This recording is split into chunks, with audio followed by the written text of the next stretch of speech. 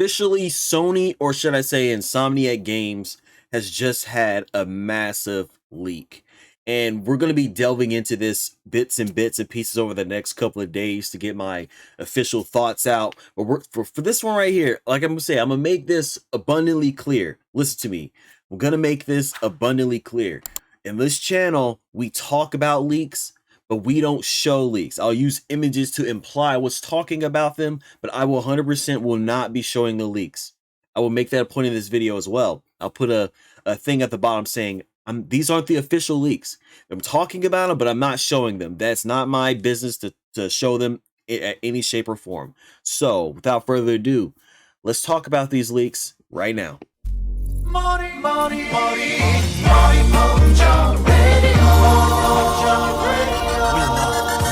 Alright people, for this little bit right here, is like Insomniac Games has been, I don't want to say it's been suffering, they've been doing really well. They've been talking about Spider-Man 2, let alone all the other IPs that come out with, let alone Wolverine. So, what we know from the leak, we have the roadmap. We legit have the roadmap to up to 2030. And it goes as follows. It goes off like this. Spider-Man Miles Morales is where we're going to start the board, and it goes to Spider-Man Remaster 2020 to 2021, then Ratchet and Clank Rift Apart for 2021. Then Spider-Man 2 that we're going today is Spider-Man 2 2023. Great game. It has its flaws. It has some major flaws that I'm not going to get into here, even though I have my own gripes with Spider-Man 2. And then we actually have the release year for Marvel's Wolverine, and it is going to be roughly 2025 to 2026. I believe it's going to be late 2025 or early 2026. That's what I believe. You know, there are some leaked footage of the Wolverine game that we're going to talk about briefly. I want to say it's pretty much way too early to talk about Wolverine. Like legit, it is way too early to talk about Wolverine. Of course, it's the standards third-person camera like the God of War. It's gonna be like the backpan camera you see on Spider-Man, that kind of thing. I'm not really gonna delve into any gameplay elements. It's not my place, but you can gauge where they want to go with the game in general, but ultimately it's not where you want it to be to give it just a conclusion. Next, this is one that was very, very interesting. Spider-Man 3 2027 to 2028. That right there is actually freaking dope. You know, even though it's so far out, I want to say it's going to be going on to the hills of the Elder Scrolls, Spider-Man 3 versus Elder Scrolls for a Bethesda kind of thing, or anything Xbox related in between. Now, going further down, this one right here is expect to show up. They actually have a new X-Men game made by Insomniac Games. Okay, to me that's actually kind of fire. And this is one thing I always criticize Sony about. If they actually make an official X-Men game, this can actually be one of the times where you can actually have a co-op experience for X-Men, let alone a multiplayer experience for X-Men.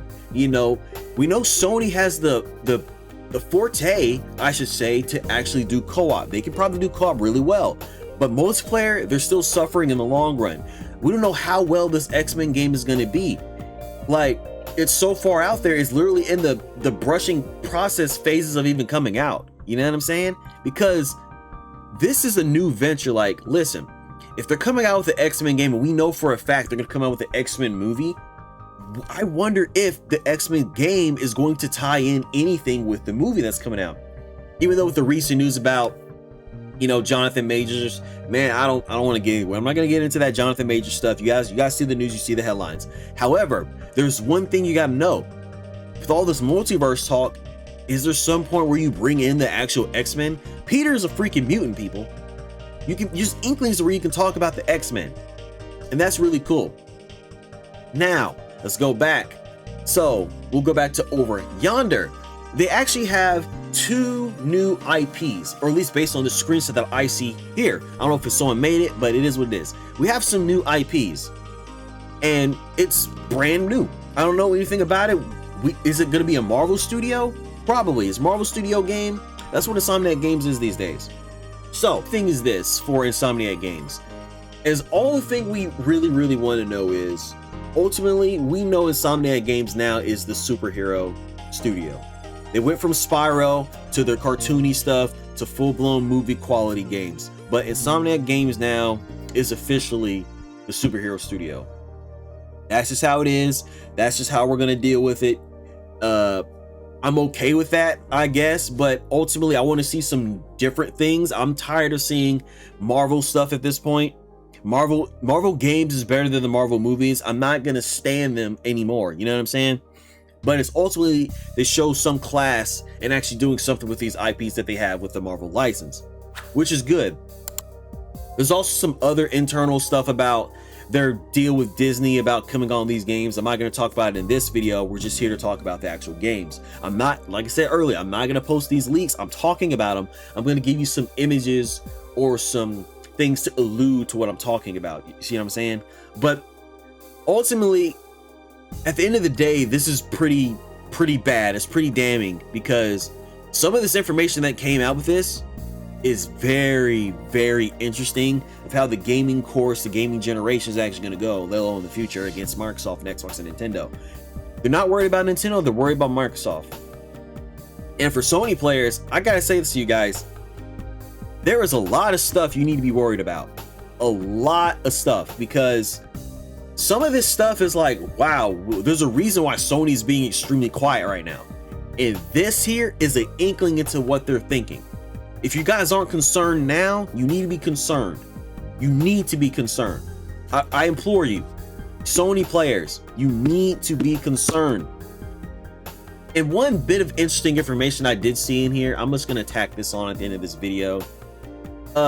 Ultimately, there was a Venom game coming out supposedly here. I don't know if that's still in production, but one thing about this is games becoming day and date on PlayStation. Like, that is late 2028 to 2029, or they're going to seemingly go into that route, because X-Men is stated for PlayStation and PC. And we know that Microsoft is being on their heels right now for coming out with games day and date. Is that going to change a lot of people? Because people want day and date drastically. They truly want day and date for PlayStation to update their PCs. Honestly, consoles are a good form factor what they are, but ultimately consoles probably going to have to take a step back, because I'm a console player. I'm not a PC player. I got a good rig, or decent rig I should say. But if games come on day and date, that is what people want. There's a lot of more people playing PC than consoles these days.